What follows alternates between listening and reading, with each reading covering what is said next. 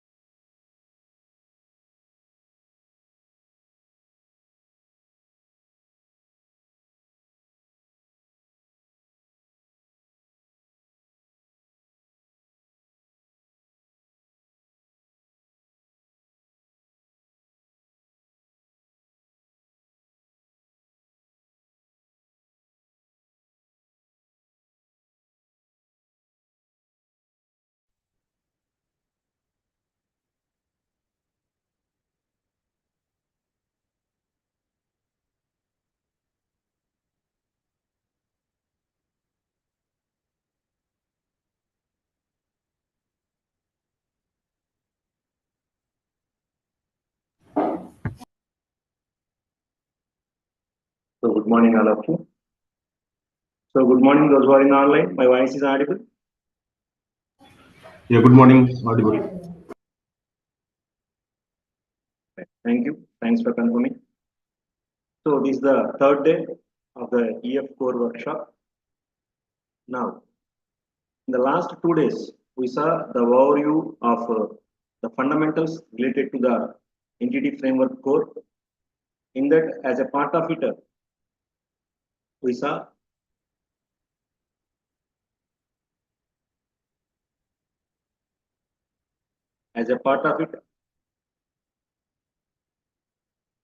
the EF.core, how to create an EF.core application, and later, what are the basic steps involved in the EF.core application. We gone through that steps, and finally, we created a application, EF.core application using code first approach.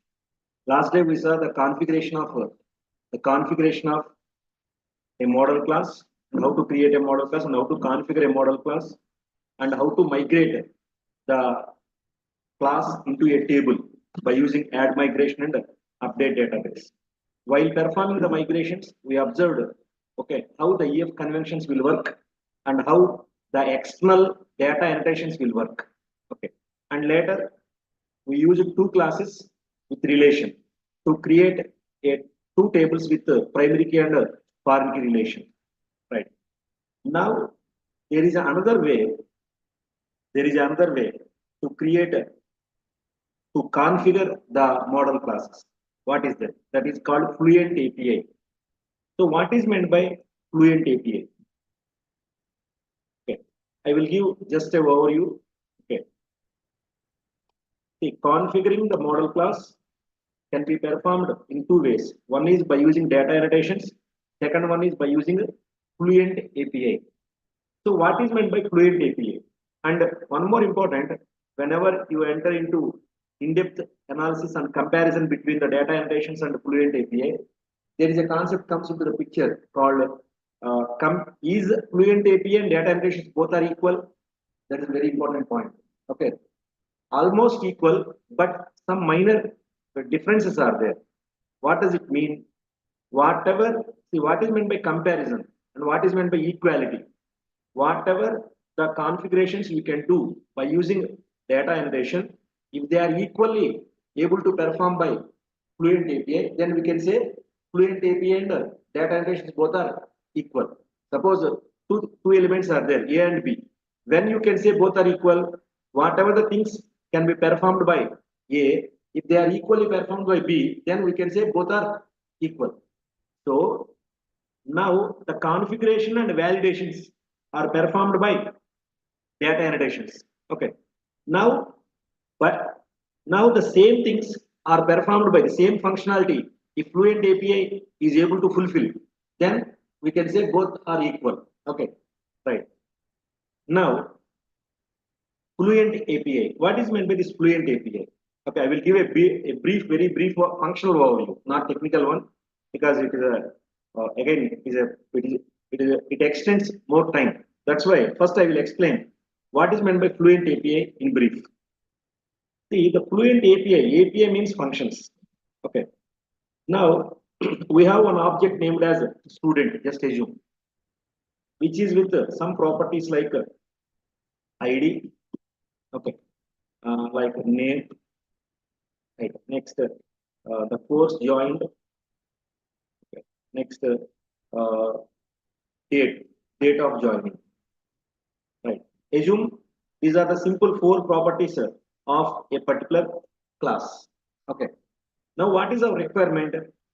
You need, whenever you are creating a student object, you need to assign the value to ID property, name property, I mean course and date of join, right or wrong? When you are creating a student object, you need to assign values to ID, name, course and date of join, right? Simple. Now, to assign value to ID, okay, I am going to write one function. To assign to name value to we are going to use one function. To assign a value to the course, we are going to write one function. To assign a value to date of join, I'm going to write one function. Okay. So four variables and four functions. Generally, how you write a initialization statement? Student sum s1 equal to new student. Say the student ID 101, maybe the student name John. Say the course is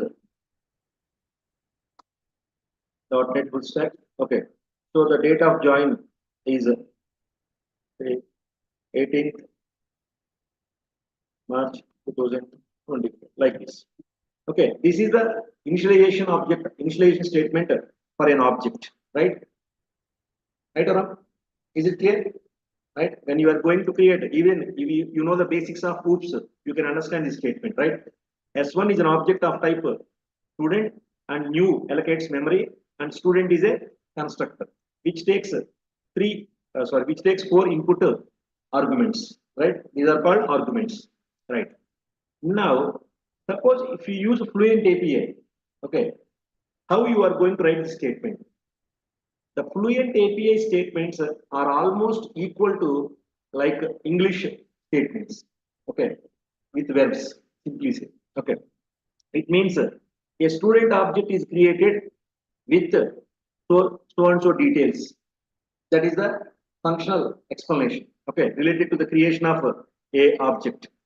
Now, for a student object, we are going to create Fluent API. They are called student Fluent API. Okay, the API created for student. What is the purpose of this Fluent API? Let us see. I will write one statement here.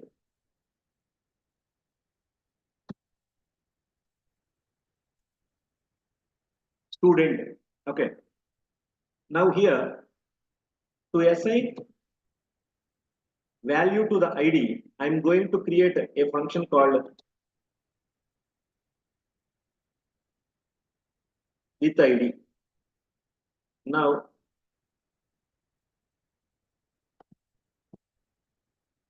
one more function called name joined in. Okay. I created functions like this. Okay. Now assume this is a student object. Student object. Okay. Now a student. Okay.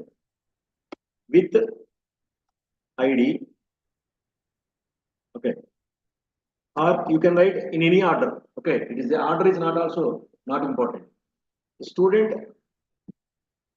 First write the English statement.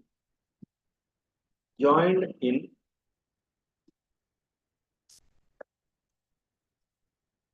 .NET full stack. Okay. The student student named John joined in .NET full stack course. Okay. On 18th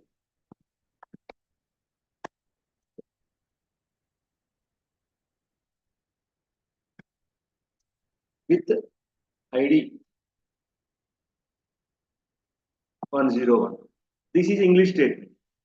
The student named John joined in .NET Full Stack course on 18th with an ID 101. This statement is like English statement, right? Natural English statement. Now let us make it as a calling statement of the functions by using an object. See, if you observe this statement, this name belongs to student and this course name belongs to student. This date of join belongs to student and this ID belongs to student. So it means these four values belongs to student. Okay, and to assign these values, okay, to assign these values to these internal variables, okay, we are going to use functions. Now let us see this student, okay, dot named, okay, as it is John. Observe the above statement, okay, named John joined in .NET Full Stack, okay, dot on 18th March 2024, okay, with an ID 101. Now observe the difference between these two statements. Is there any difference here? No. Just observe this. Only dots are came. Student named John joined in .NET Full Stack on 18th 3rd 2024 with an ID 101. Now the same statement you have written here, right? Same statement, but only it is like a student object dot named. Now let us divide this into parts.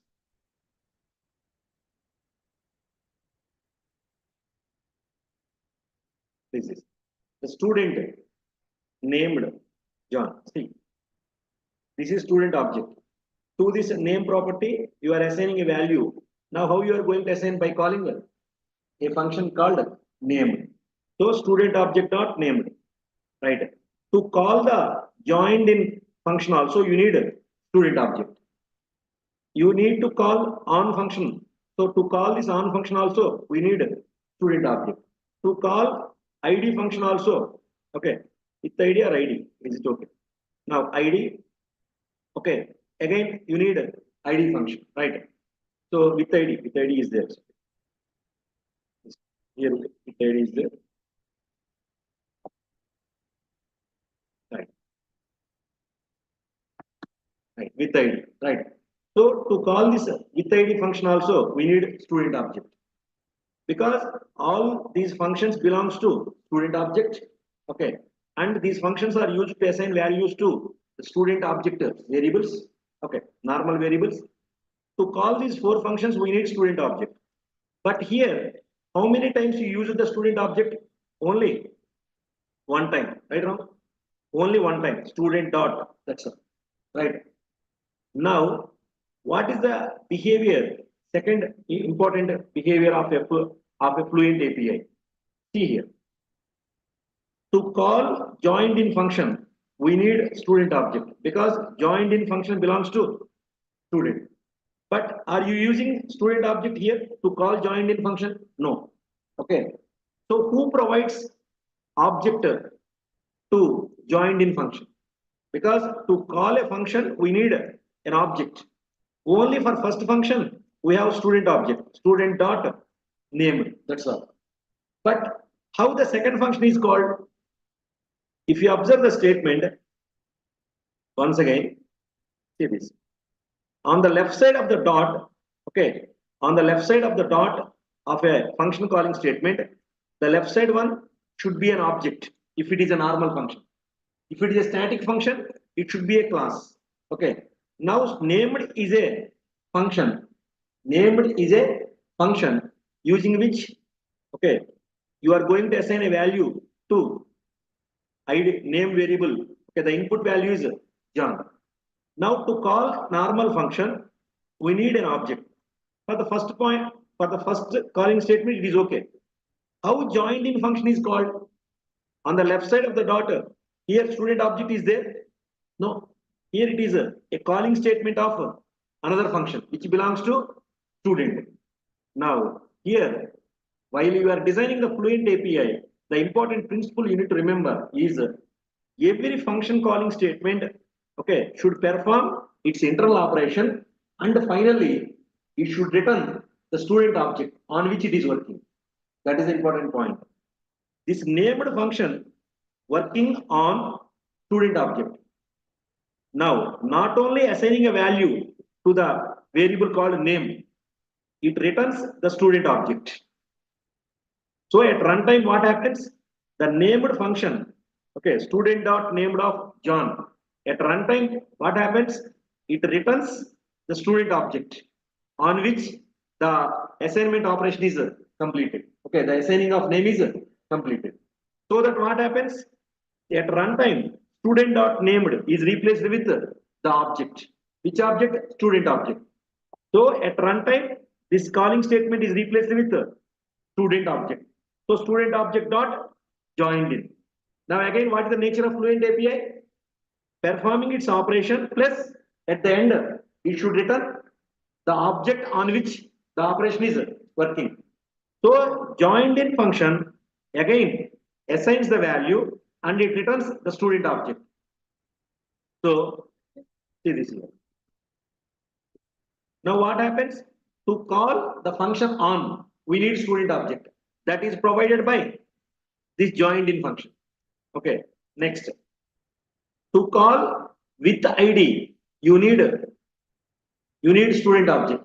So to call with ID, you need student object. The student object is provided by this on function.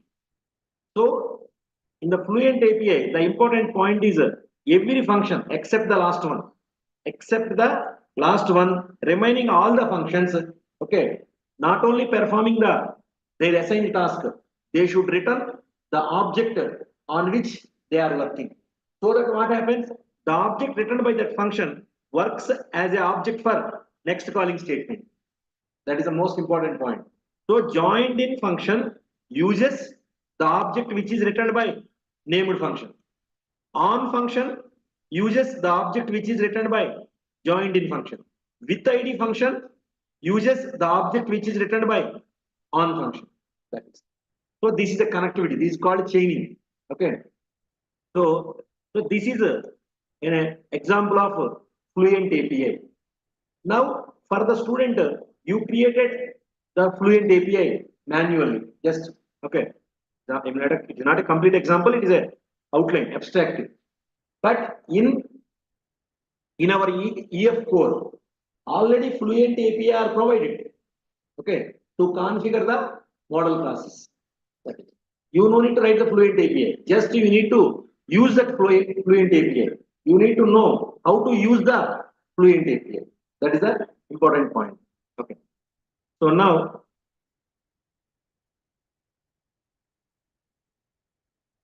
again, so in this example, once again, I am coming from the scratch to take a console application.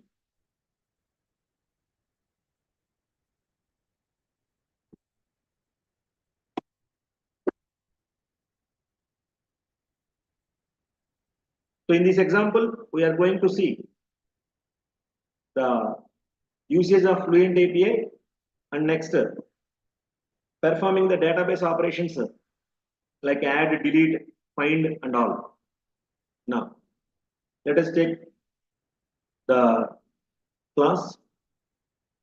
First, view solution explorer, right click on the project, add new folder, models, right click on the models, add new item, select the class,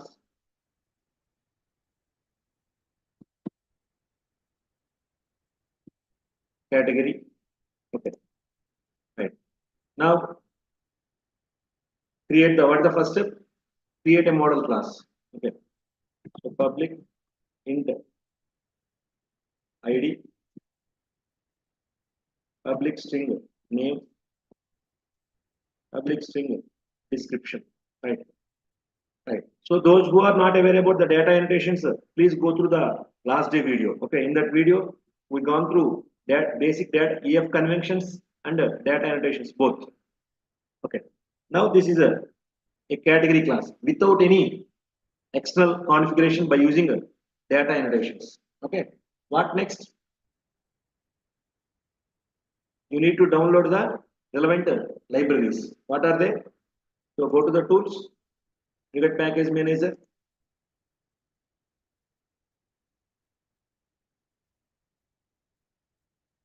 browse Microsoft dot entity framework dot SQL server.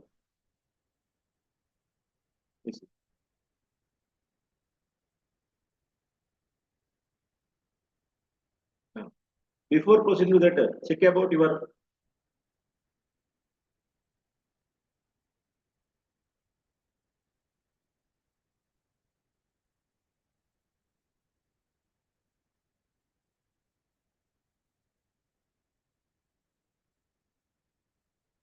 so I selected .NET 4.8.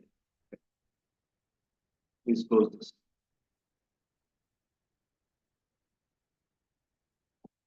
Create new project. Console app. Okay.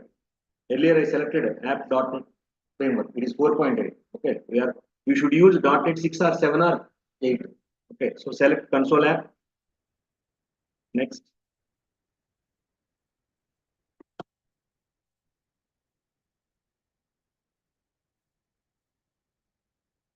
Right. .NET 6.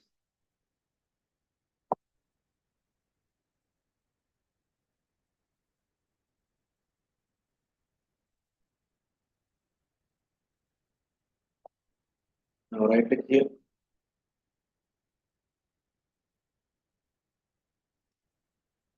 Models. Right click on the models. Add new item. Class.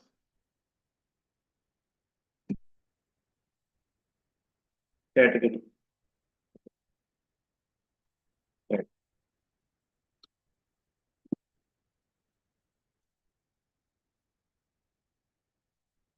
As the Visual Studio is integrated with AI. Okay. So this is the beauty of Visual Studio 2022. So automatically depending upon your class name, okay, it suggests the code intelligence feature. So if it is okay for you, you can select that code by using, you can confirm that code by selecting the tab, that is. And even some shortcut codes are also there to generate the classes. Okay. So public int ID, name and description. Okay. Now what next? Go to the tools, you get package manager. You can use command line tools also. Remember that there are two ways in the there are two ways to develop the .NET applications. One is by using a .NET CLI and Visual Studio Code. This is Visual Studio. Okay. Microsoft Entity Framework Code.SQL Server. Select this and select the project folder. As you are using .NET 6, select EF.core 7. Okay, don't select the 8. Okay, 8 is supported by .NET 8 only. Okay, we are going in the coming examples. We are going to see .NET 8 also. Okay, at that time in the configuration class, okay, you can add different other features also. Like for example, I will show you just one simple example here. Suppose here you can add a keyword called required here. Okay, but if you put the mouse pointer here, see that feature required members is not available in C# 10. Please use the language version 11 or greater. It means you need to select either .NET 7 or .NET 8. So as a part of our course, as we are dealing with C# 12, okay, we are going to see that features also, right? So now public int ID, name, description. Come back here. Select install. Apply. Accept.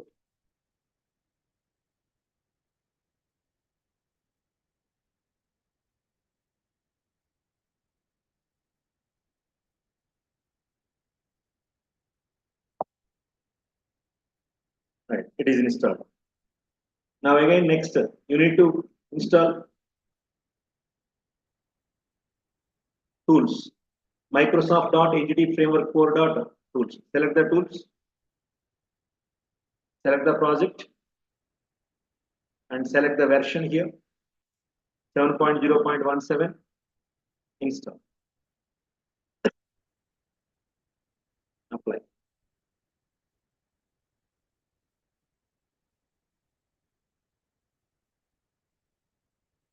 I'm trying to show every application independently. Okay, that's why I'm not using the last day solution. Okay, that is. So, yes, it is installed. Right. Go to the view, solution explorer, dependencies, under packages, these two are installed. And please confirm their version 7.0.17. Okay. Now, what next? You need to create context class. Okay, which maintains the information about the total database programming. Okay, data, all the required fields, required things related to the database. Create a folder with the name gal and right click on the folder, add new item. Okay, so use one appropriate name for the context class. So here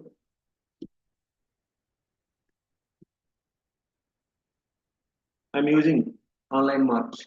Okay. And to identify that class as a context, just prefix postfix with the word called context. Okay. So online mod context, click add.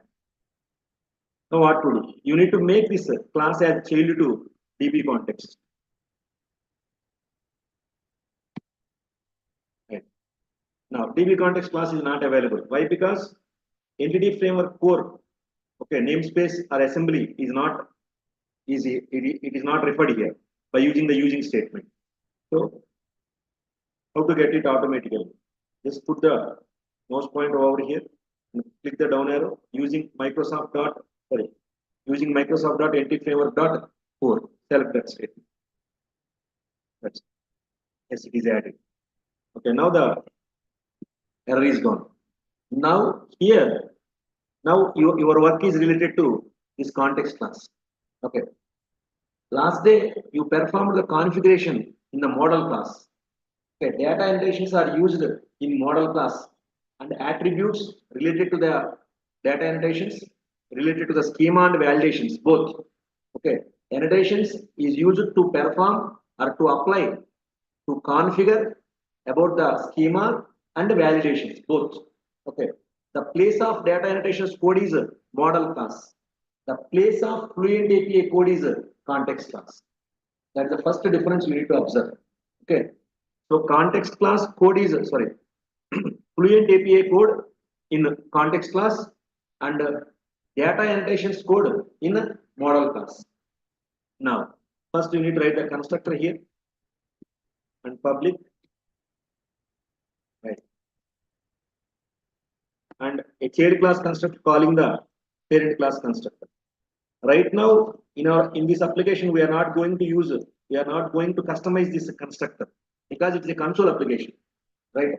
But when you are using EF.core with web API, especially core web API, and when you are using the context this EF.core with MVC, at that time you need to customize this. Remember, right now we are not customizing the constructor. It is just a zero constructor, class name and no input parameters. Okay. Next, now you need to override two methods.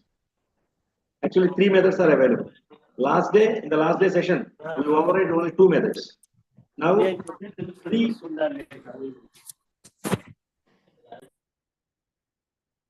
Right. So protected space override. Now provide the override the three methods. This is protected override void configure conventions. This is one method. Next, the second method protected override on configuring. This is another method. protected, override, on model creating. Totally 3 methods. Now on configuring. Okay, this is to specify the right now the SQL connection string. Okay, so how you are going to specify options builder input parameter. Okay, of type DB context options builder. Right. Now options builder dot use SQL server. Now in this, as an input to the use SQL server method, pass the connection string, okay, which are required to connect with the database. So the connection string is of two types. Okay, SQL authentication based connection string and Windows authentication based connection string. In the SQL based connection string, okay, we need to provide user ID and password. In the Windows authentication based connection string, you no need to provide the user ID and password. So use SQL server equal to SQL server management studio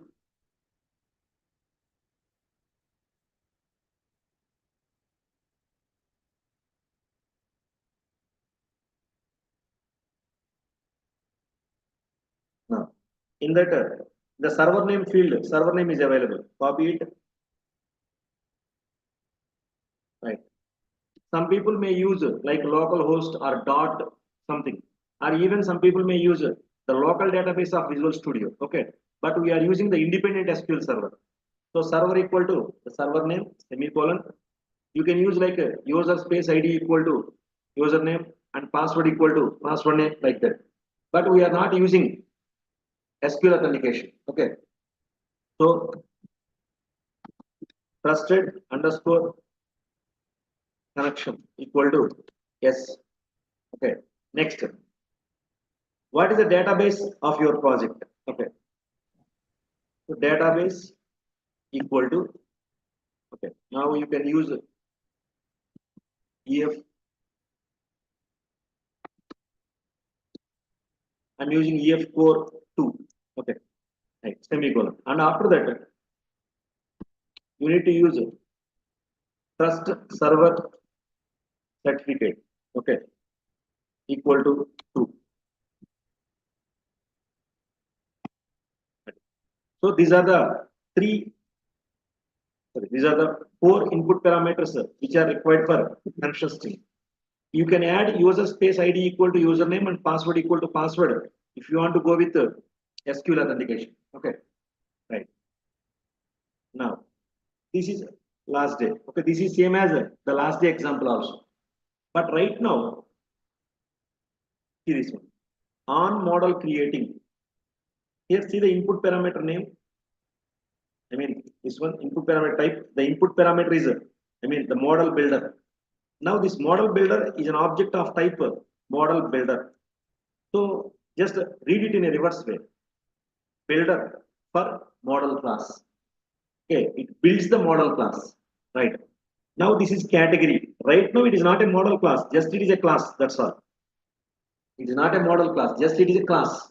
Because you know C sharp, you know oops, so that you created class and properties. That's all. These are called automated properties. A property without set logic and get logic. That's all. But now you want to configure this category class as a model class. Okay, for a database or to create a table. Okay, and to use it as a component in the application, right? So last day we made this ID as primary key through EF convention or by using a key property, key attribute, right? And you made it as a see, non-database generated property by using database generated, okay, option database generated option dot none.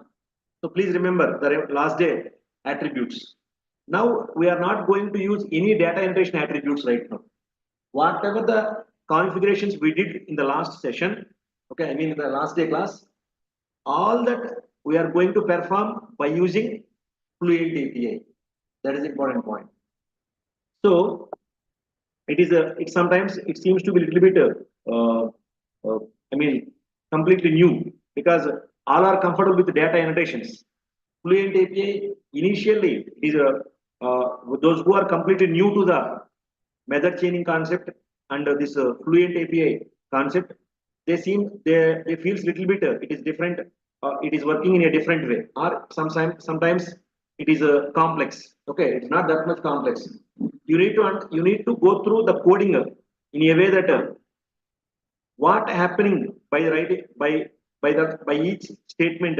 Okay, each word, each part of that statement, you need to analyze by dividing that statement into part by part, then only you can understand. Okay, so now what is the first one? Okay, what is the first step? You need to make the id as a primary key. That is important point. Now in the last day we used key attribute here to make it as a primary key, and last day we used database generated option dot none, right? Now today I'm not going to use these two, remember that. Okay, because these two tasks I'm going to perform by using a Fluent API. Okay, now come back to the context class.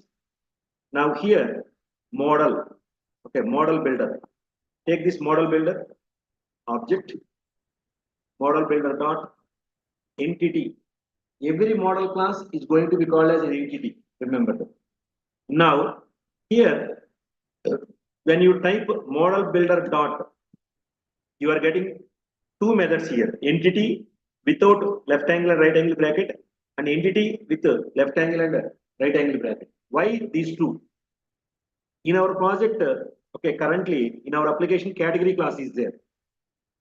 In the real time, okay, in an application there is a chance to have n number of classes: category, product, order details, customer. Okay, in that way there is a chance to have multiple classes. Okay, now you are going to configure only one class? No, you need to configure category class, you need to configure product class, you need to configure customer class, you need to configure the remaining classes. Okay, so now entity means it is not just category, it is not just customer. Okay, there is configuration logic is common, but the entity changes. Configure category class, configure product class, configure customer class, configure order class, configure discount class, configure. So configuration is common, but the class is changing. So this concept is called, okay, generic. Remember that. So configuration logic is common. Okay, I want to set the primary key of category class. I want to set the primary key of product class. Okay, so setting the primary key is common logic. But for which class you are setting the primary key? For category, for product. So configuring one property as a primary key is common logic. But you are executing that primary key setting logic for which class? Sometimes category class, sometimes customer class, sometimes product class, sometimes student class. It changes from project to project, right? That's why you need to use a generic entity. Which entity you are going to use right now? Okay, so entity is nothing but okay, the model class, model builder dot entity. Okay, right. Now, so let us start from here. Model builder dot entity. So now you selected category. Now your configuration starts for category. Suppose here I have written product, then your configuration starts for product, right?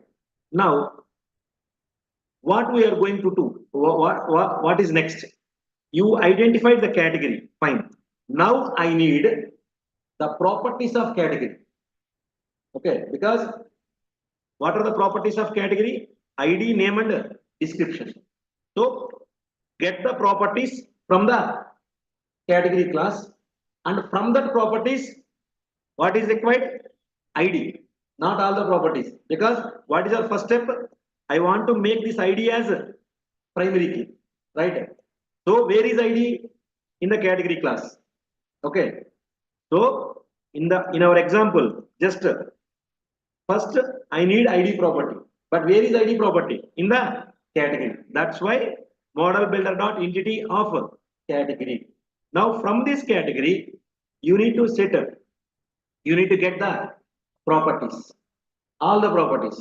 Okay. Dot property. It returns all the properties of the category class.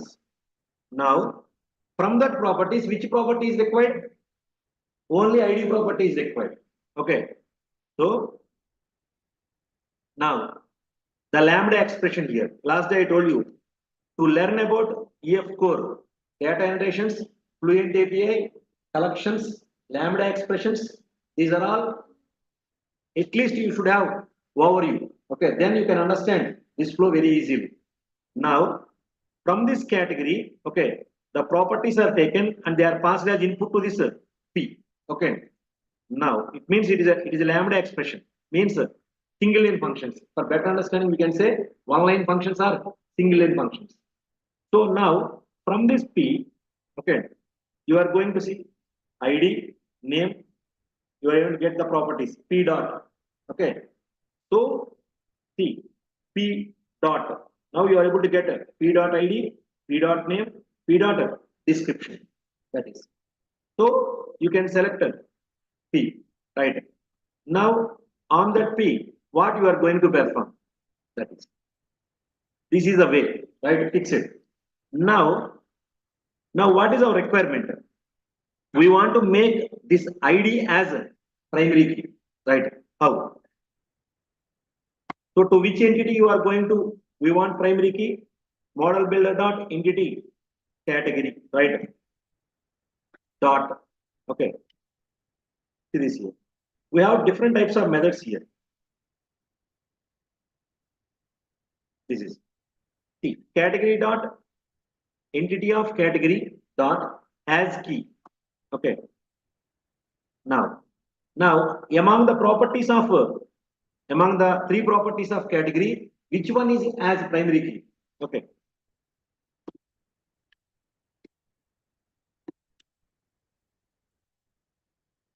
That is. Now just read it as like a regular English. Entity category has a key called ID. That's all. Simple. Okay. Category has a key named ID. Okay. Key means here primary key. Okay. That is. So this is equal to a statement, a attribute called this one key. Okay. So this angle brackets key is there. Sorry. Square brackets key annotation or attribute. To this key attribute, what is the equivalent statement of Fluent API? This one. Okay. So this is equal to this. Okay. Next, what next? What is the next one?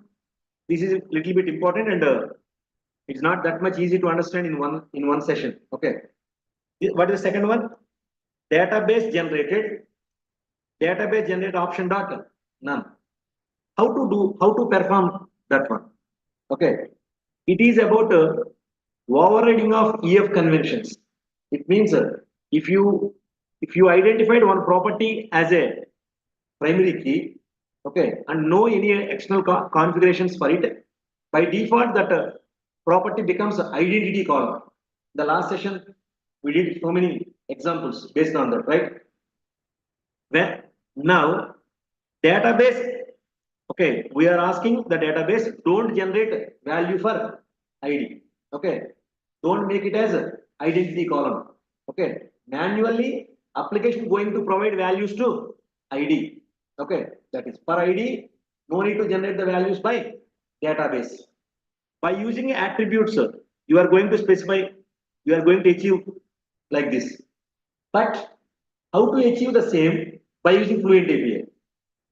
Okay, right. Now To reduce the time, I'm going to use some code which is already written here. See this one. Model builder dot entity of category. Select the properties. From that properties, which property? Okay. Now on that property, you need to use a function called value generated never. Okay. It means what does it mean? Don't generate the value for it. That's all. So let us use it. So first, where is the ID property? In the category. So model builder dot category. Now from that entity, we need all the properties. So property. Now from that properties, which property we need? ID property. And for this ID property, don't generate the values. Okay. See this here. Value generated never. That is. So this is don't generate value for the ID property of category. So this statement is equal to this one. Database generated option dot none. So in that way, for every annotation, okay, a Fluent API implementation is there almost, but 2% to 3% changes are there. It means for some options, the Fluent API, okay, unable to provide the things because it is a under development, right? And you need to check the version also, okay, because when you are using old version, some implementations are missing. So you should be aware about the version. That is very important. Okay, that is next. Now what next? Suppose I want to change the name. Okay, what is the property name here? Name.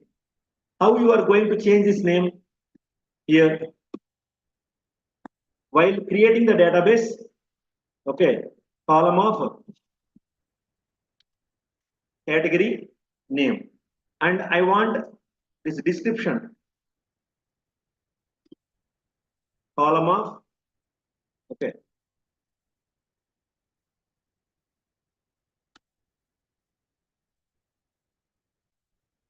description. This is okay. Now, how to change the column name? Okay, by using Fluent API, by using data annotations, column of the column name.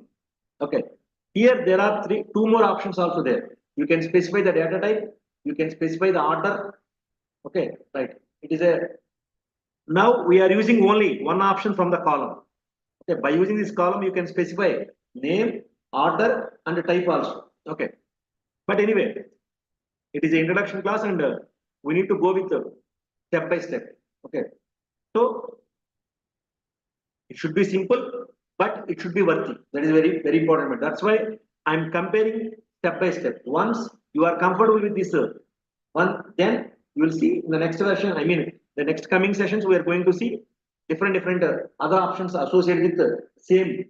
Okay, so now column name. So how to specify this?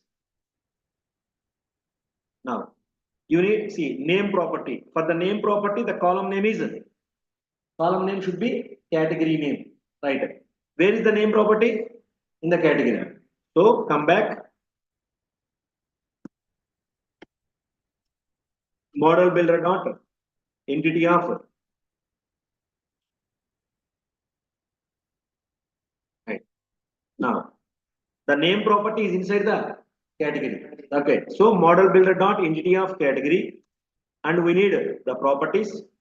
Now from that properties, which property we need right now? Name. Now to this name, what you are going to specify? You can, to this name property, you can specify the data type. You can specify the name, and you can specify the validations. Remember, okay? You picked the property, name property. Now on that name property, what you are going to specify? You can specify its name. You can specify its type. You can specify its validation. So three things you can specify. Okay, three possibilities are there. You can configure the name property, okay, in three ways. Its name, you can change its name, you can change its type, you can add validations on the name property, right?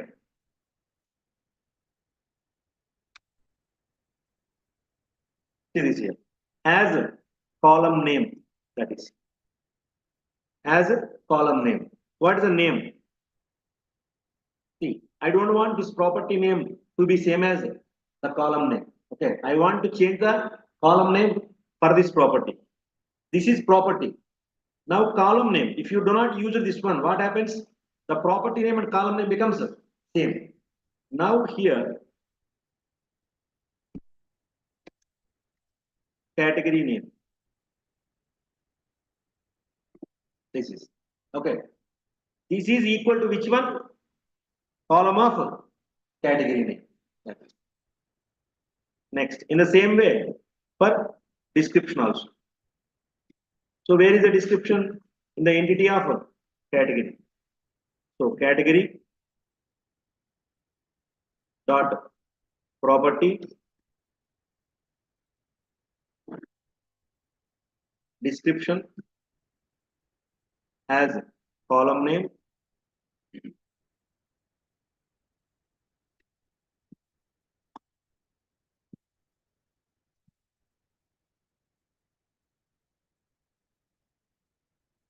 description.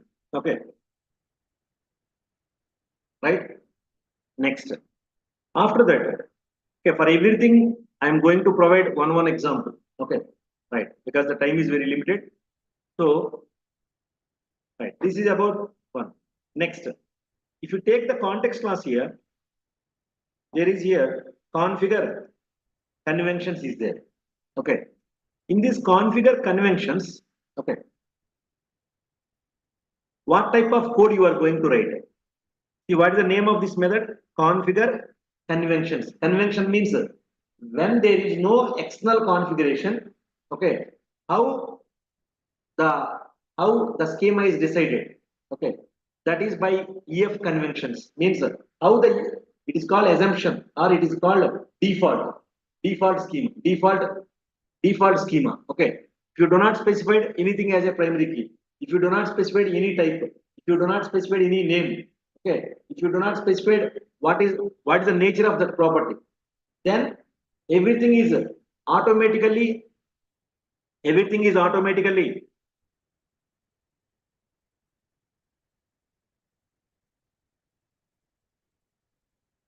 someone please take care about your keyboard. Okay, right. Now, so now we want to override that conventions. So I will provide one example related to these conventions. Now, see, every primary key, okay, on every primary key, index is automatically created. Index column. Those who know about the databases, they know about the index column, indexing. Okay, generally the primary key columns are treated as index columns, or indexing is applied on primary keys. That is the default nature of any RDBMS. Okay, without any external code, every primary key column is on every primary key column, indexing is applied. Now, I don't want indexing on the primary key column. Okay, why actually indexing? The indexing is very much useful. Okay, when you are performing searching, sortings, and when you are trying to add, update, and all, at that time, the indexing column is very much useful, right? So it is generally like a non-null, not null, unique column. Okay, the indexing columns generally, okay, generally, not always true. Generally, they are applied on primary keys because primary key is a not null and unique because it never allows the duplicate values and it never allows empty values also, right? Null values also. That's why what happens? The indexing becomes very easy. Starting, searching, and deletion, update, every process becomes very easy by using the indexing columns. Indexing becomes easy when it is done on primary keys. Indexing can be done on non-primary key columns also, which contains duplicate values and all. Okay, but it is a little bit complex process. Okay, right. It is just like indexing on product ID, indexing on product name. Product ID is unique, whereas product name it may be repeated. Okay, suppose for example you are purchasing a mobile. The mobile name is same. Okay, mobile name could be same, but its configuration may differ, right? So that's why name column may be with duplicate values, whereas product ID column is not with duplicate values. That's why indexing on primary key is very easy to implement. So by default, without giving any external information, automatically when primary key is created, on the primary key column, indexing is automatically applied by the RDBMS softwares. So now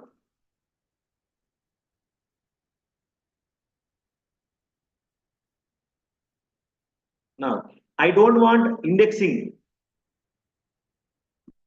on my primary key column. Then how to write the logic? See this here. I'm using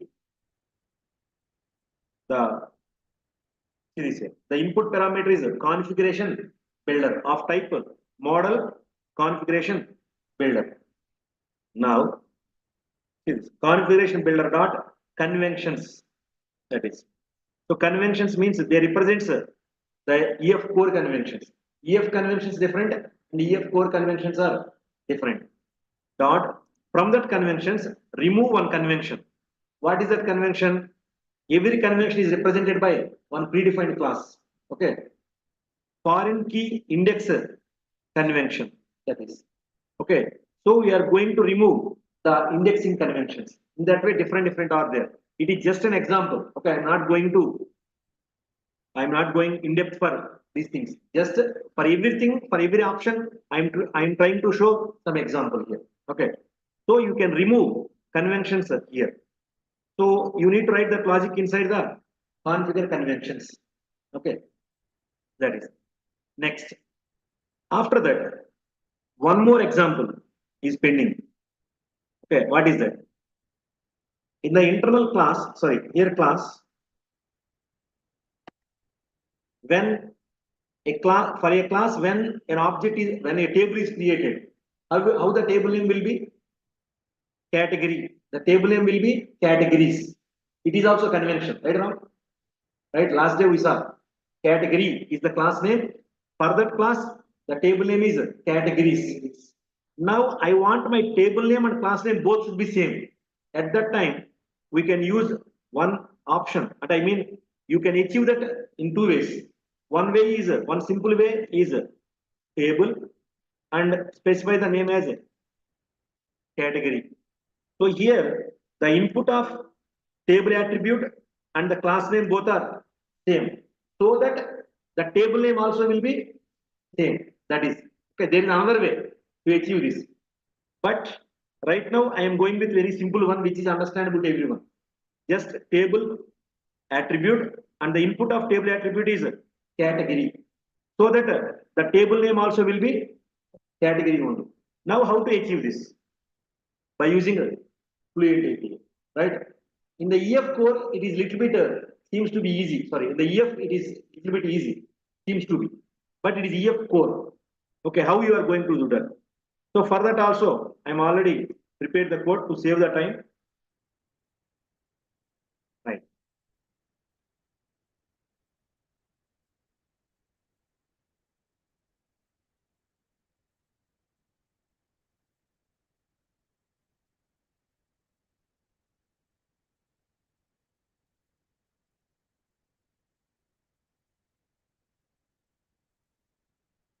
This is okay. Now see this one. Get the all the entities by using this one builder model builder input parameter. So model dot get entity types. Now from this it is a collection. From this collection, the first entity type will be stored in this variable. Now entity type dot set table name. Right. For this entity, what is the display name? The same name is set as table name. That is. So this code is equal to this one, table of category. So this is a table of category and its equivalent code in the EF.core is this one. Okay, right. So this is about a single model class. Okay, right. Next. After that, what is next? Last day you created one more model class, right? With relation. Right. Now for this example, add one more class. Right click on the models, add new item, because last day we created two tables, the primary key and foreign key relation. So in the Fluent API also, you should know how to specify foreign key also, and how to create, how to configure two classes with primary key and foreign key relation. That is one more pending. Okay, because last day you achieved it through data annotations and EF conventions combination, navigation properties also, right? So now here product, right? Now in this, the product ID,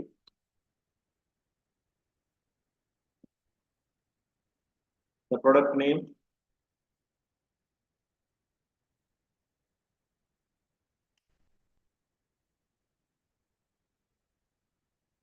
quantity,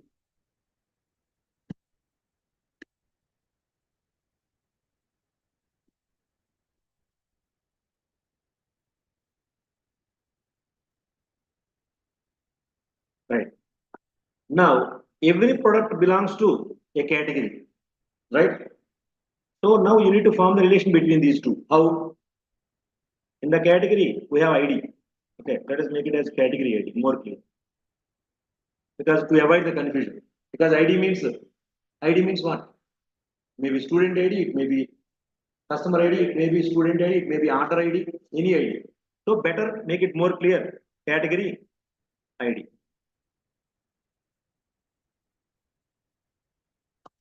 Right. Now take this property. The first thing you need to add the primary key of one table as a foreign key into the other table, and it is a database. It is a data property. Remember that. Data property means for a property value should be there. Okay, we are going to store value for it. So when you are storing the product data, you are going to store product ID, name, quantity, price, and category also. Okay. Now one product belongs to how many categories? Only one category. So that one product object belongs to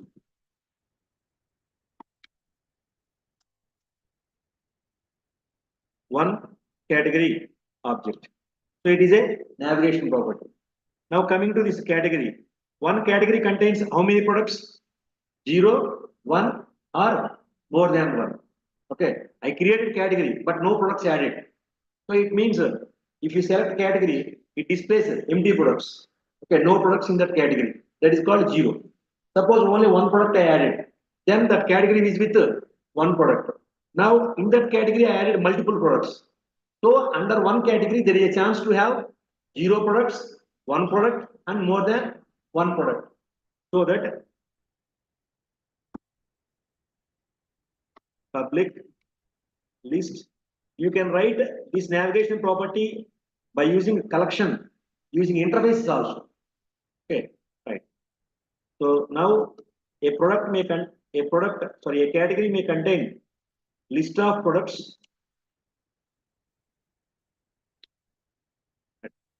So that list may be 0 or 1 or more than 1.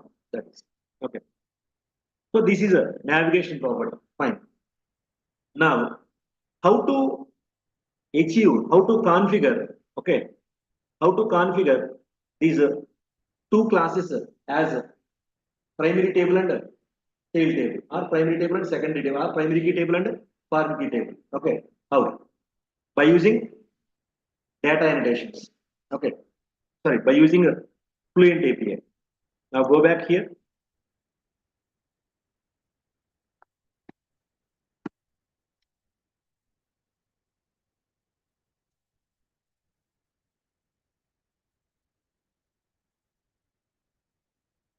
Right. Now, category contains primary key. Okay. And that is going to act as a foreign key in the product one. Now, how you are going to specify this by using a Fluent API? Okay. Now, model builder dot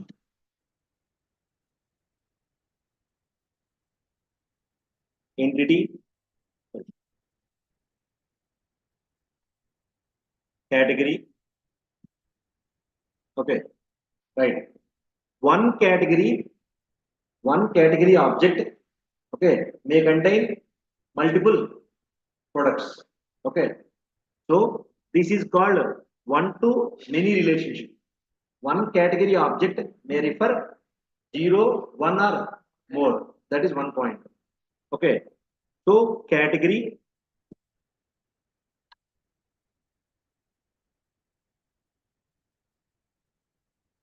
this one. Here there are two methods. Has many. One category has many products. One category has many products. Don't look the code.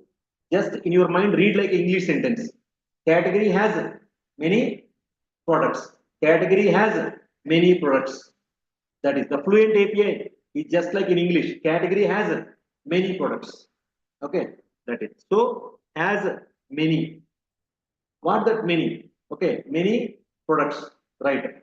Now, what is the key in that data? Okay. So let us see.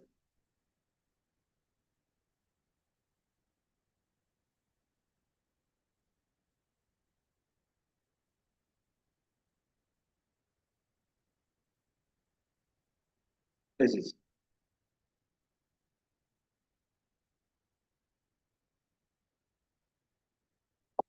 now.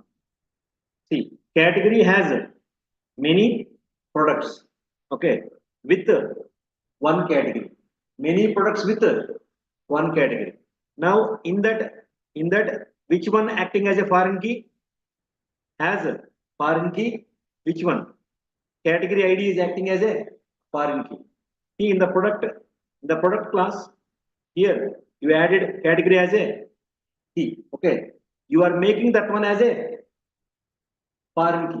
Okay, this is model builder dot entity of category has many products with one category has foreign key e dot category ID. So first time it seems to be little bit confusing, but read it one by one, read it slowly, step by step you are able to understand. So to understand these statements, I told you, you should be aware about Fluent API and you should be aware about Lambda expression. Then only you can understand this concept very easily. Okay. Now here see this. What is this E category object? See that here. What is this E product object? When you are getting the confusion about this one, please observe carefully. See this E input parameter. It is a category object. What is this E? It is a product object. Suppose if you are confusing about this E, just you can use that one. Next has primary key. Put the mouse pointer here. It is showing product. So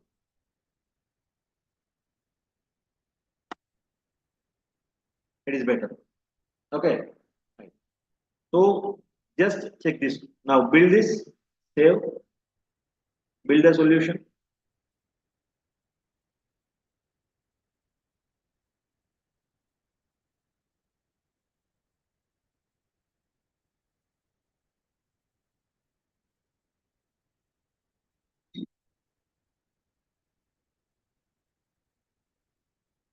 See, by using EF.core, you can call stored procedures and you can do so many things. Okay, so many options are there.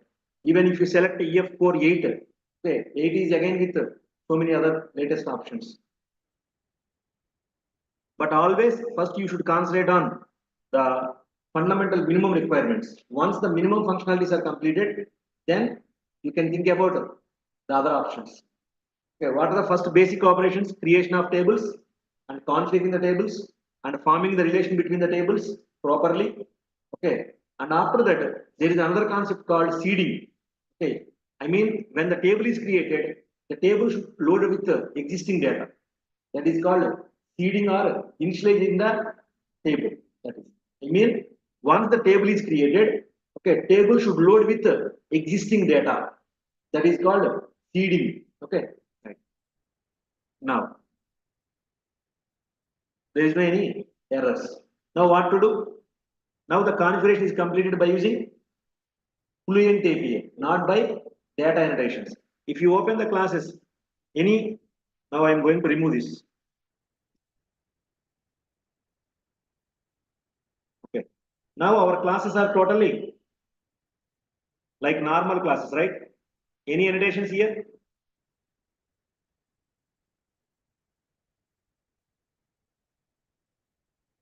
Any annotations here? Any annotations here? No, right?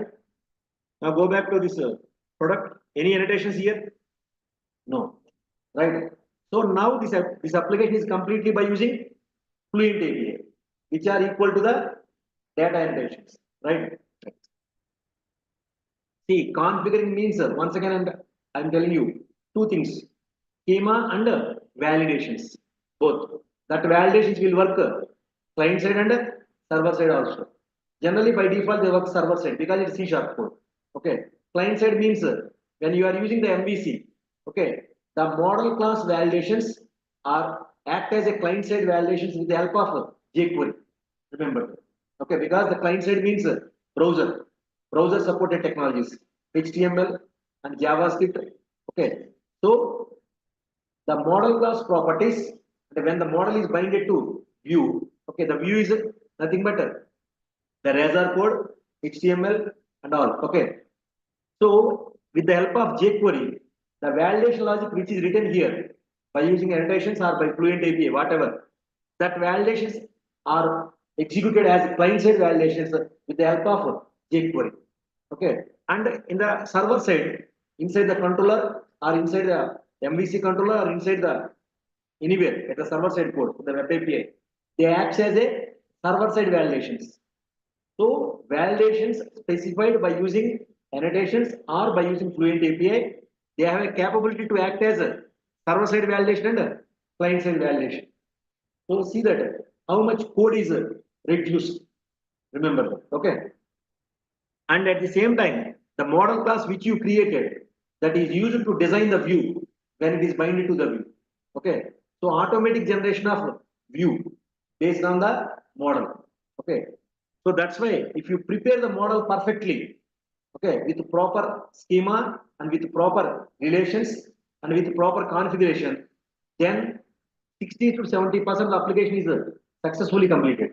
Remember, because the application development means what?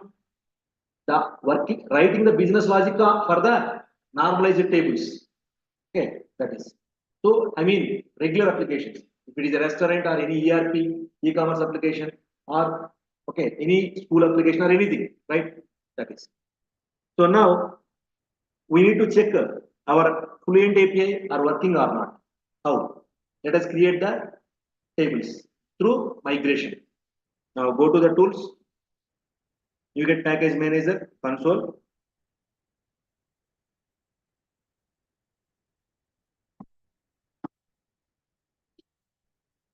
Add hyphen migration space.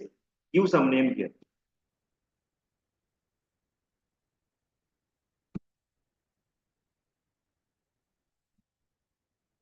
Step 1 creation.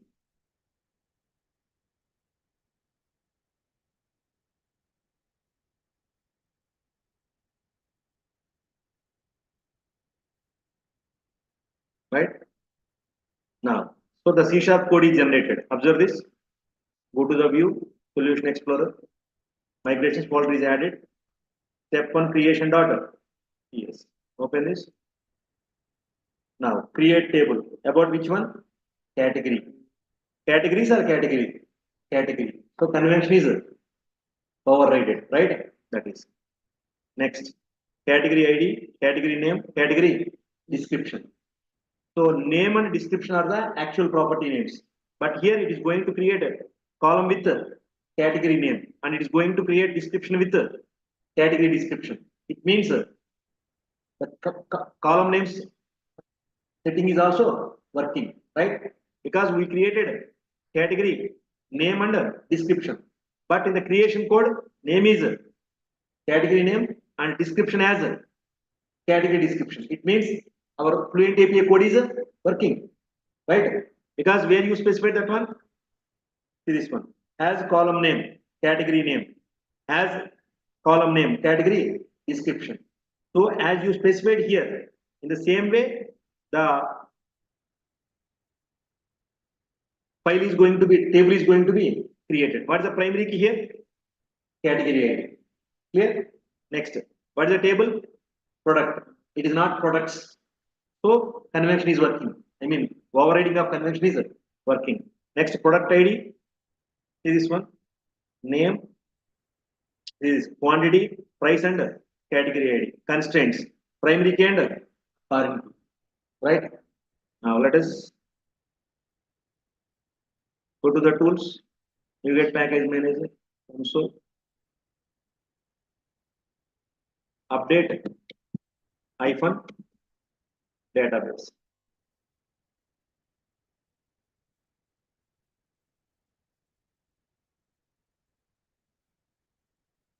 Right? No errors. Now come to the database.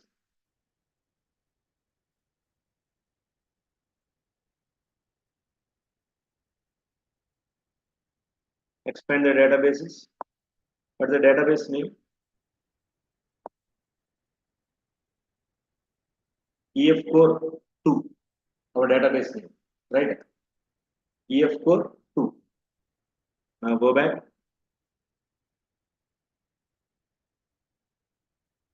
This one, EF.core 2. Okay, expand this. Expand the tables. See this, category, product. Both are created same as classes names, right? The table name is same as class name, and see this here. Product table name is also same as class, right? Come back to the category design. Now, this is category ID, primary key. Clear? Next. We ask not to make it as an identity column. So category ID, identity specification is no. But for product, you left it as it is, right? Okay, you not configure the product. Okay, so let us check this product. Sorry, one more thing you need to confirm here. See the column names, category name and description. So the Fluent API is working for columns. Okay. Now coming to this product, right click, design, table name as product, same as class name, product ID, name, quantity, and price as it is. Now this is product ID. Come here. Identity specification is yes. Why? Because in the configuration you specified value generated never. Only for which one? Category ID only. Suppose if you want to make product ID is also as non-database generated one, then you need to write model builder dot entity of product dot property. Okay, that p dot product ID equal to value generated never. That is. But to show the difference, okay, I never configure the product ID. So one is with Fluent API configuration, one is without configuration. So the category ID is a normal, it is a non-database generated column. Whereas product ID, see this here, identity specification. Yes, right. Why? Because product ID is not configured. Okay, it is working as a, it is working according to EF conventions, right? Okay, right. What next? Now program.cs. Now tables are created. Now I want to know how many records are there, how many rows are there in the tables. Okay. Now these two tables are empty, right? Right click here, select Any rows are there here? Any rows are here inside the category? No. This category table is category ID, category name, and description. These three columns are empty. Now go to the product, select. These are also empty, right? Now, first step, database logic.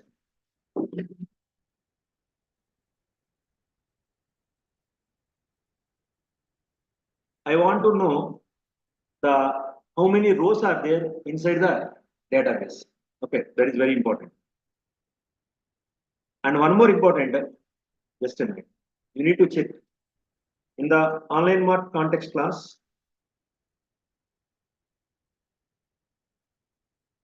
Right. One more important point. You need to use DB set objects to maintain the collections. Right. So public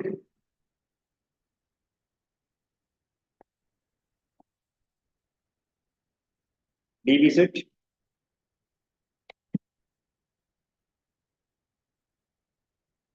category. It is a collection of rows, right?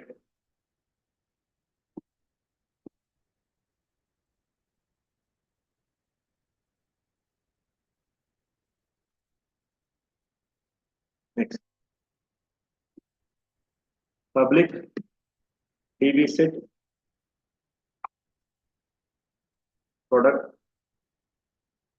products. Just build it once again.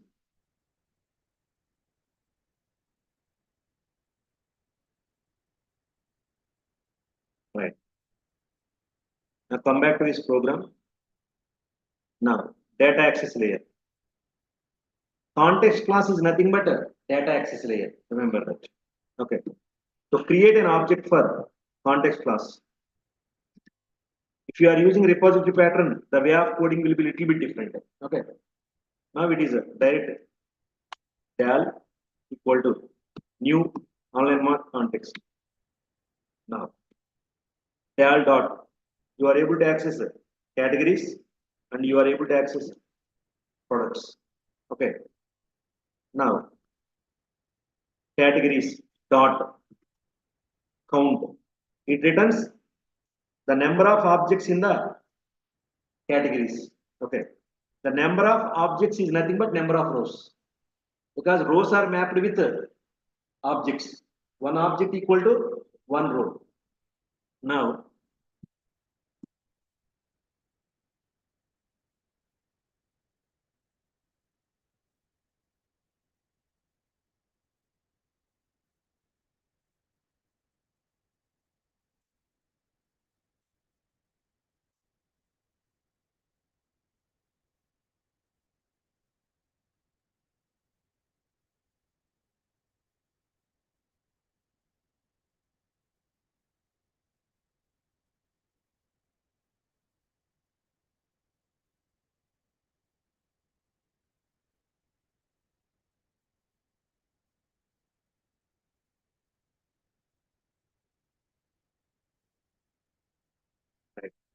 just execute this.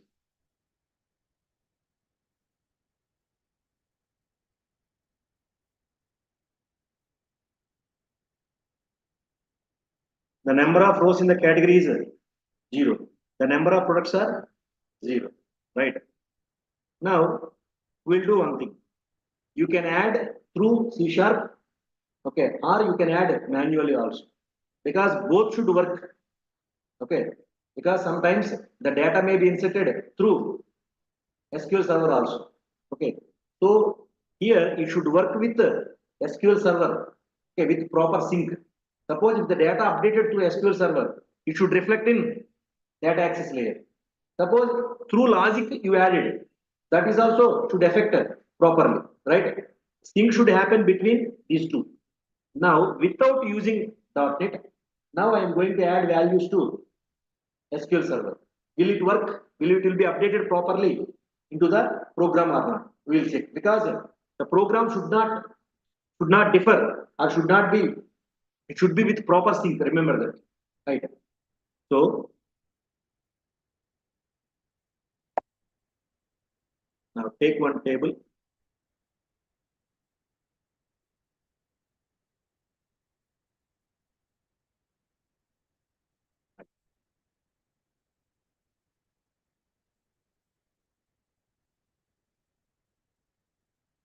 Category, edit.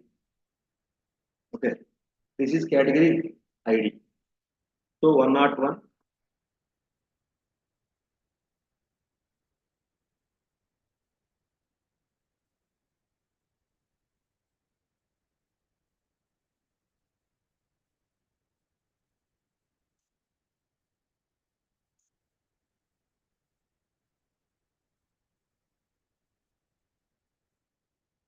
See, I'm going to add in different ways. One is by using Management Studio without using SQL.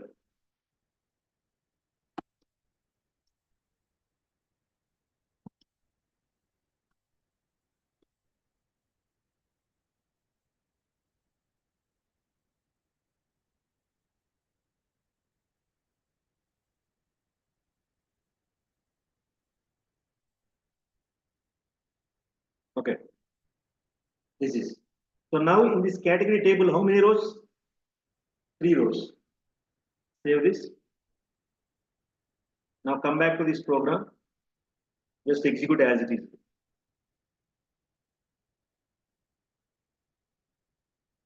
Now rows in the category. So when you make the modifications, okay, without touching the .NET logic, you made the modifications in the SQL Server table data, right? Without using .NET. I never inserted any data by using .NET, right? But the .NET able to sync with that data, right? It is working. It is working like a normal table. Why I did this example? Because to prove it created a table which is working as like a normal table. You inserted the data that is updated to front end, right? That is because you should prove that that table is a normal one, even though it is created without using SQL directly, right? Next, how you can insert data into the category table one more way, that is insert command. Okay, so now select the new query. Once again, I'm showing here. See this in the Management Studio. There is an option here, new query. Select this and make sure that in the top left corner in the drop down, your current database is selected. Our database is EF.core 2. Now insert into category values 104 because we need to prove everything. The fourth value.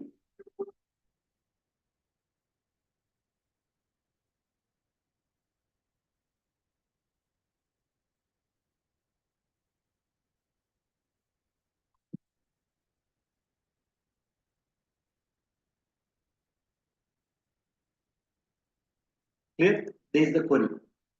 Now this is the fourth row. Now execute this. Parse it. No syntax errors. Execute. One row affected. This time you inserted the row by using SQL. Now let us check whether it is inserted or not. Refresh. How to check? Use the query.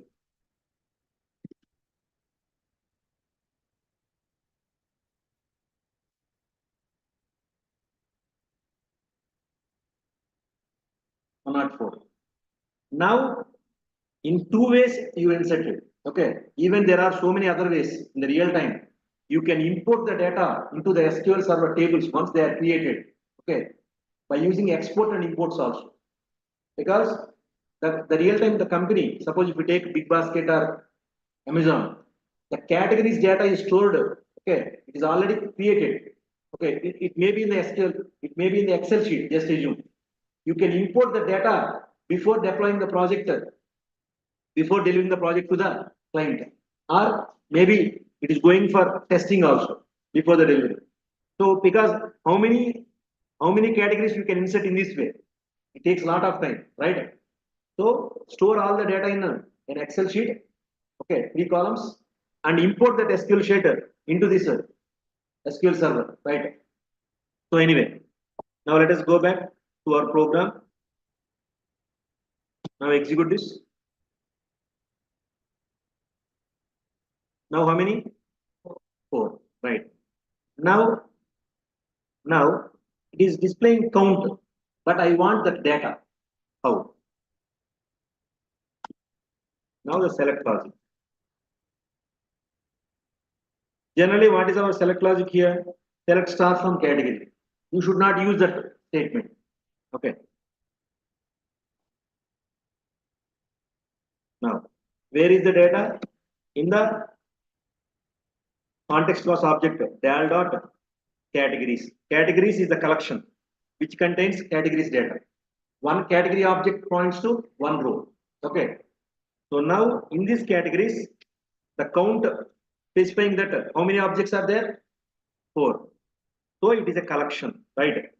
From this categories collection, pick the first object and print its data.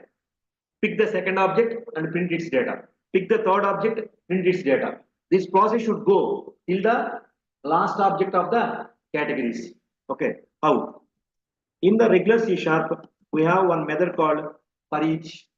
Sorry, we have one loop called for each. For each, what is the syntax of for each? In right side of the in, name of the collection, and left side, two options.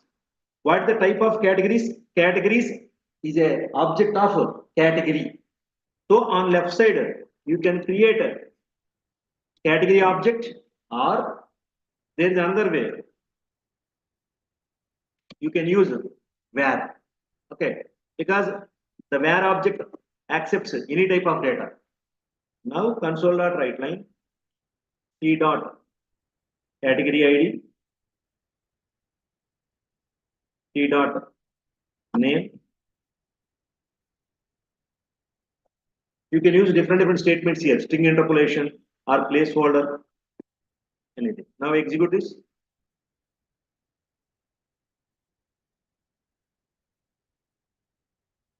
See, now you got the data. I don't know. This is a C sharp code. Are you using SQL here? No. Right. Next, coming to this is the first one. Okay. Now let us do the remaining operations like insert, delete, and update and find. Okay, 4 operations. But we have one second table also. So let us insert the data in product table also. Okay. Now for that purpose, I'm going to use this is a fresh fruits. Okay, category. In that one fruit is a pomegranate. I want to insert this data. Manual and query and SQL. Both in 3 ways I will show you. Okay. So now first take this.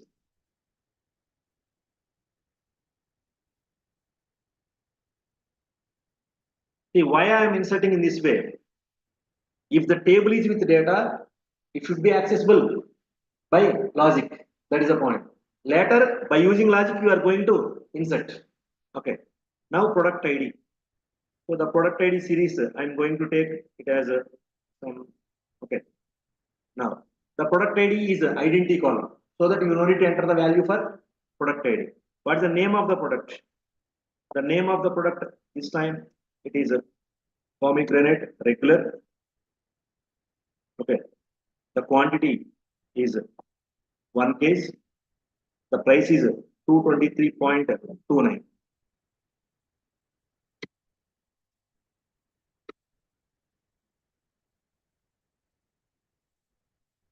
Okay. And it belongs to which category? It belongs to fresh fruits category. What is the value? What is the category idea of fresh fruits? 101. Okay. That is right. Now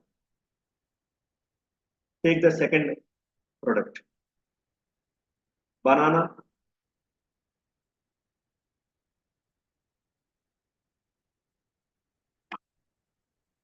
This is also again 1 case. Right. 101.37.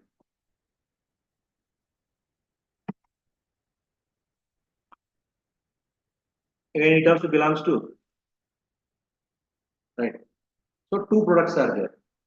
Now let us save. Let us check. Refresh. Select. See, we have two products. Now let us execute the code. This time the products count should show 2. Let us see whether it works or not.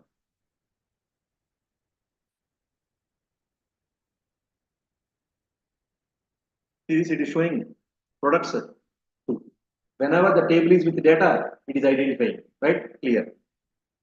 Now let us add one product by using logic. Okay.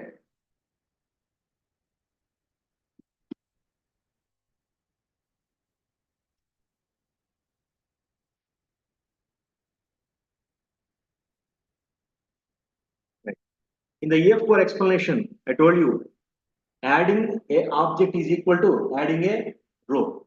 Deleting an object is equal to deleting a row. Modifying one object data is equal to modifying one row. That is okay. Reading an object data is equal to nothing but reading the data from row. So rows are objects are mapped with rows. That is a very important point. Okay. So now adding a product object is equal to inserting a row in the product table. Okay. Right. Now you need to prepare a product object. New product. So the fresh fruits belongs to which category? 101. Okay. And you no need to provide the product ID. Remember that because product ID is a identity column. So you need to provide the name for it.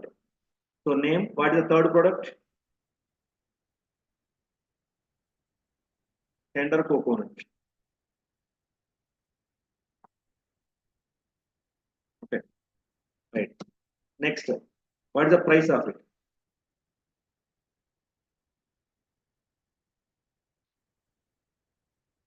So the quantity price 56.16 and the quantity equal to 1 piece. So 1 piece. Okay. Now this is the product. Okay, new product. Now this product object need to be added into products collection. Where is the products collection? The products collection is in the context object. Dal dot products. Into this collection, you need to add the product object. That is. So products dot add of new product. Okay, right. Clear? So you call the add method on products. Now, are you developed this add method? No. What is the meaning of what is the exact meaning of the term of EF.core? Data access layer generator. Now this who provide this add method for you? That is the point. Okay. So now here see add of new product. It is a C# object, right? Remember, it is not a SQL. It is a C# object. Let us add it. Let us observe carefully because every statement is important here.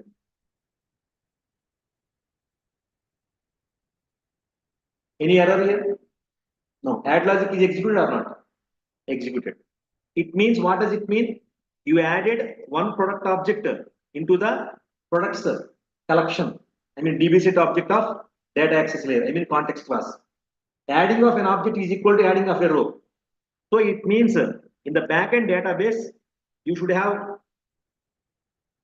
one product here, right? Ram? Okay. Now let us refresh this and execute. We have only two products. Why the third product is not added? Now let us see. You added into the products collection object. Okay. Now when you add, it is a C# object, right? It is a programming object. It is an object in the program. Now you added into the DB set object of data access layer. Now the newly added object in the collection need to be updated in the backend database. That is the key point. So every statement, you should know every statement's importance. That's why Here, I intentionally skipped the next line. What is that next line? Every after the every modification statement, it may be add or it may be delete or it may be update. Because what are the statements makes the modification on the collection? Add. It adds a new object. Delete, which deletes an object. Which update, which modifies object data. So any modification is happened. Okay. Immediately you need to call del dot save changes.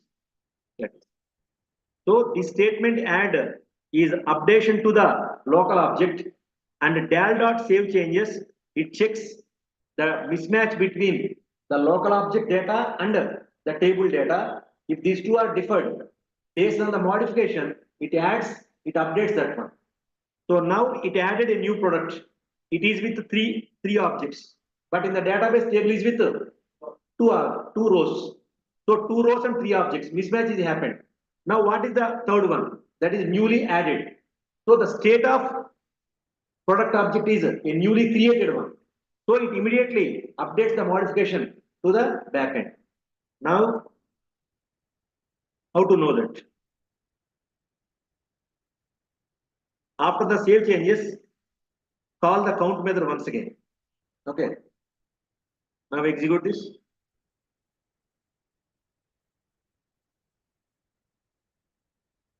See that the number of rows in the product is 3. Now come back to the database and here refresh. It is added. This is a add logic, right? Now I want to check the find logic. Okay. I want to use find logic.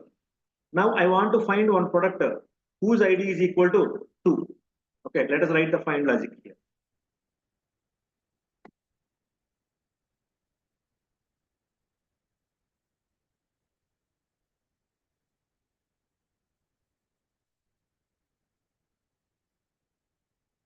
See, whenever you are executing this program once again, it is a sequence-oriented program. Means it is a console application. It executes from top to bottom. Once it is added, you no need to execute this logic once again, right? So comment this add logic. Because if I execute the same program once again, what happens? It executes the add logic once again. Okay. At that time, it is going to add the same product once again. It raises error. Okay. That's why I'm commenting this. Now the find logic. And one more, this logic is one version only without using asynchronous methods.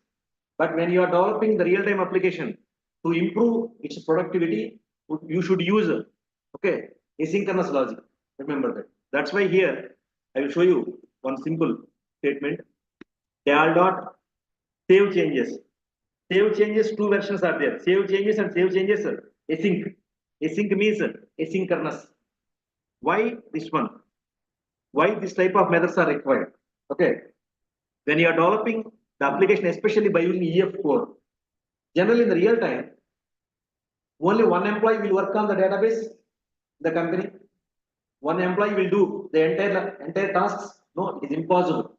Okay, when multiple employees are working on the same database, okay, parallelly, concurrently, to improve the performance, the logic also should support parallel execution. Remember that. I mean asynchronous program. While one person is saving, other person is also allowed to save other data, right? So the requests from the different users should execute parallelly. That is for that purpose. Okay, the every logic need to be written in asynchronous mode. That's why in the EF.core, almost normal methods and asynchronous version methods both are provided.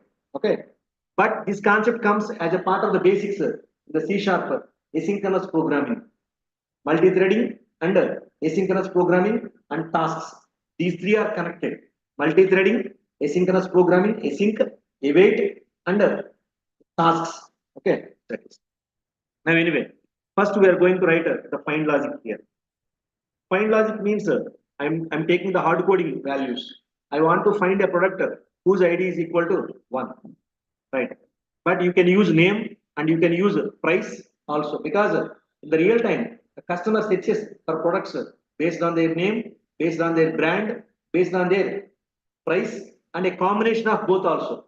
See, for example, I want a product, a mobile, whose brand is equal to Samsung and whose price is equal to less than or equal to 10,000.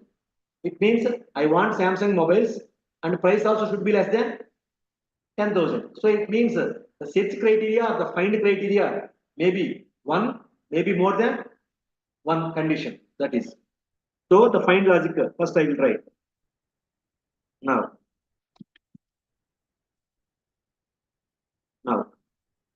here del data access layer object dot products dot, here find method is there. Automatic logic, because you never written the find. Database logic generator. Okay, add is provided by this EF.core, right? Collections. Find of say second product. Why I provided directly to here? Because this find method is with one fixed behavior. That is, the input value of the find method is compared with the primary key column values of the backend table. Remember that. Because here you not specified find of okay, search in the product ID column. No, you not specified that. Just you specified find of 2. That's all. Now, by default, the find function searches for the given value in the primary key column of the products. Whenever with the given input, with the given input value, if any product is there, its a reference is returned. See this, see the, put the mouse pointer here, find, over the find, see this here, product. Question mark is there. Why question mark? Because suppose here I have given find of 20. With the given ID 20, any product is there? No. We have only 3 products, 1, 2 and 3 only. So the return value from the find may be null also sometimes. That's why here question mark. Okay. Whenever with the given ID no product is found, it returns null. Okay. So now product P equal to, okay. Now you need to check the logic here. If P not equal to null, means if P points to a reference, what does it mean? The with the given ID product is available, right? So console dot write line P dot product ID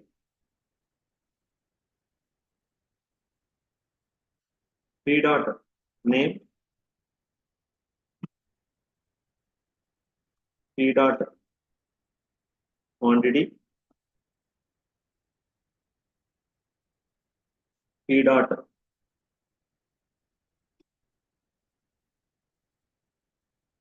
price, and it belongs to which category? P dot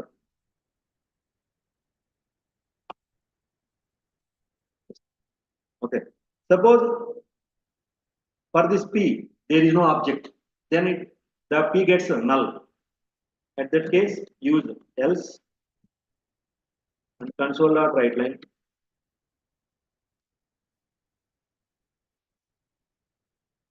with the given ID no product found. Okay. Now let us execute this.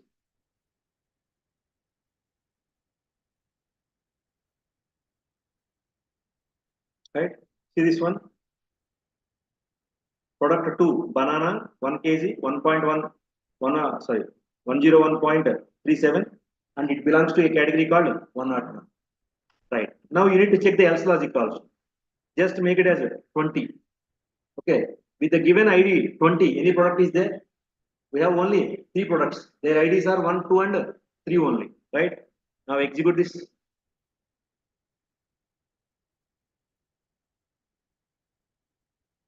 With the given ID, no product found. Clear? So it's a simple logic. You can add so many other conditions in the real time. Okay.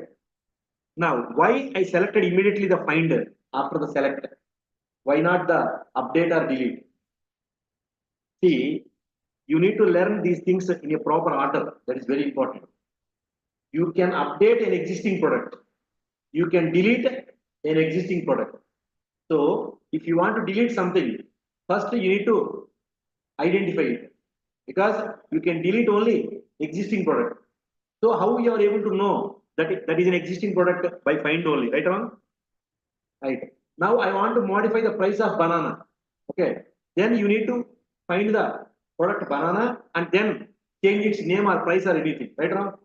So if you want to perform delete or if you want to perform update, first you should perform find, because only existing product can be deleted, only existing product can be updated. Right.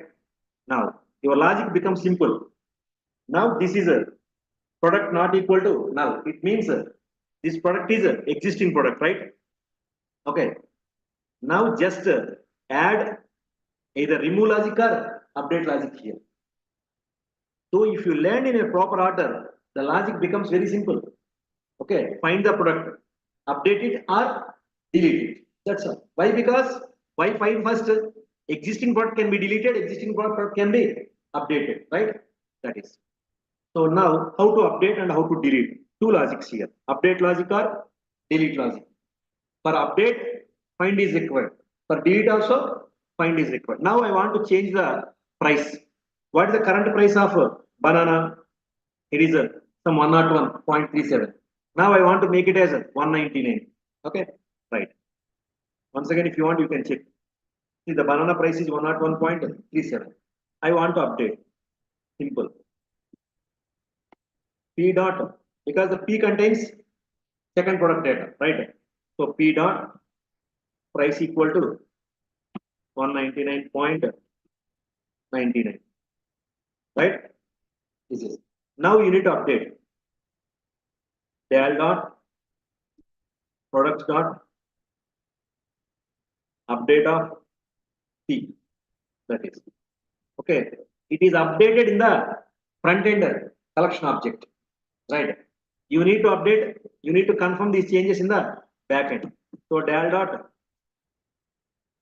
save changes, right?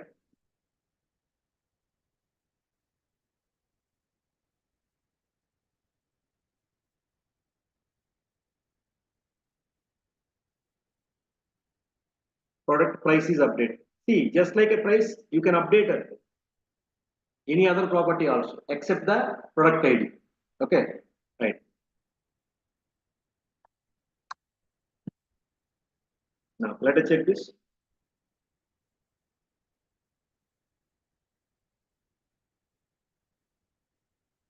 This product price is updated. Now check in the database.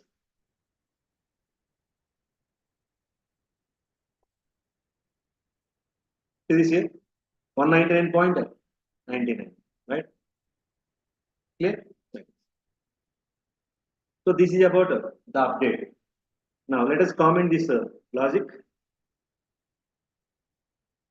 I want to delete the product. Okay. So with the given ID, first you need to find the product. Okay. Display its data. Now, which product you want to delete? A product which is inside the P. Right. Now let us see here. Del dot products dot remove. Which one? P. Object P. So adding an object is equal to adding of a row. Updating one object's data is equal to updating the row's data. Now I am removing object P. Object P means a object which is whose ID is equal to 2. That is. Now once you removed, you need to update the changes on the backend database. Del dot changes. Now console dot right line. Product is deleted. Clear? Right. Now let us execute this.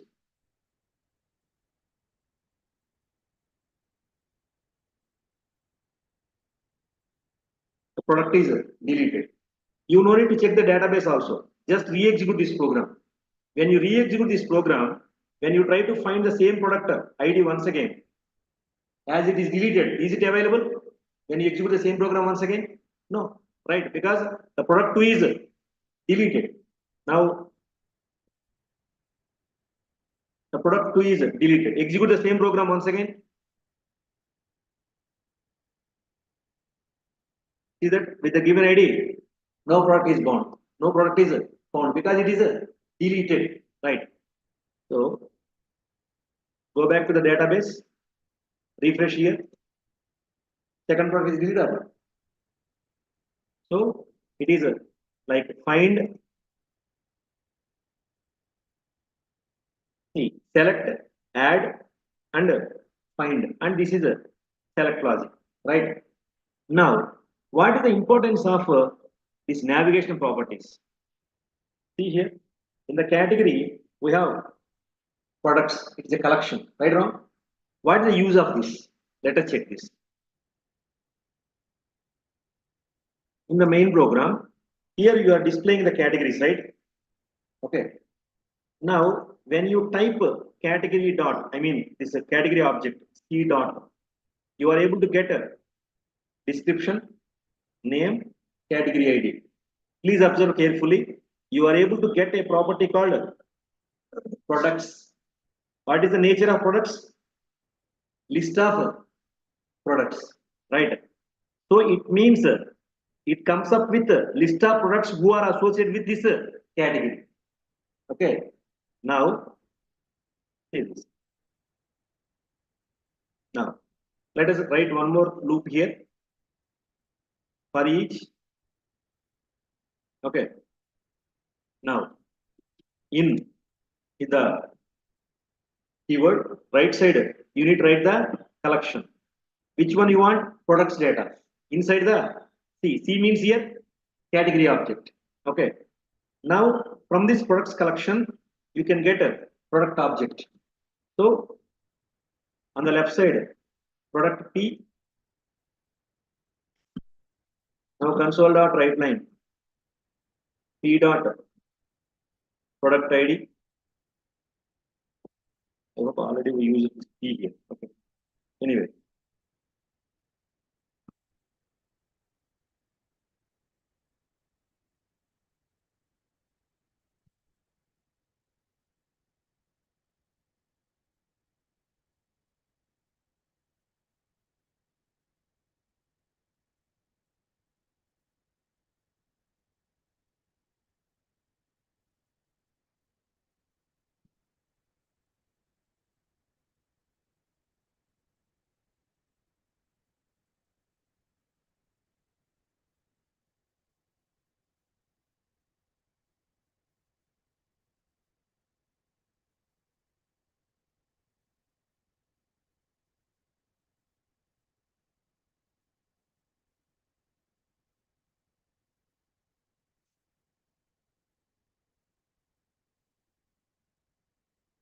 Okay. Right. So now let us execute this program. And now see, even though you have the find logic, no problem. Okay. Just execute this.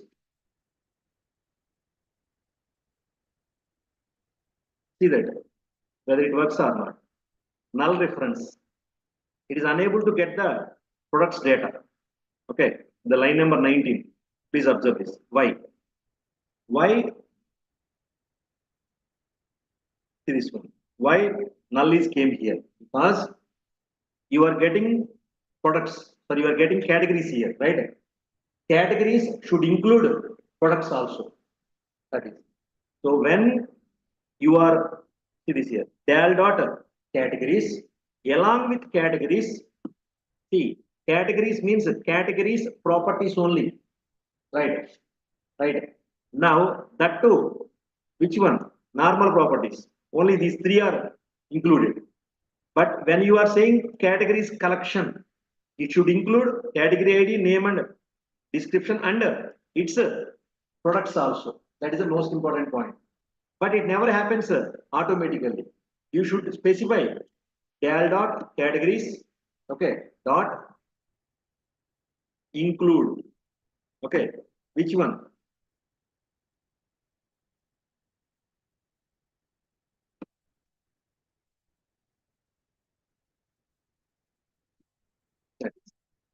So the category should include each category wise products also. Remember that. Because every category contains their own separate products. That's why you need to use the explicit method called include. So then every category comes up with products. So this products is a navigation property, right? So this is the way when you have category object in your hand, you can get its products also, right? Now see this. What is C? C is a category object. Category object contains category ID, name, and description. Along with the three normal properties, it contains products navigation property. So C dot products means C dot category ID, C dot name, and C dot description. These three are single valued properties. Okay, that too database properties they are. But whereas C dot products means it is a navigation property, it is a collection. From this collection, it is going to fetch the products which are associated with this category. Now let us execute.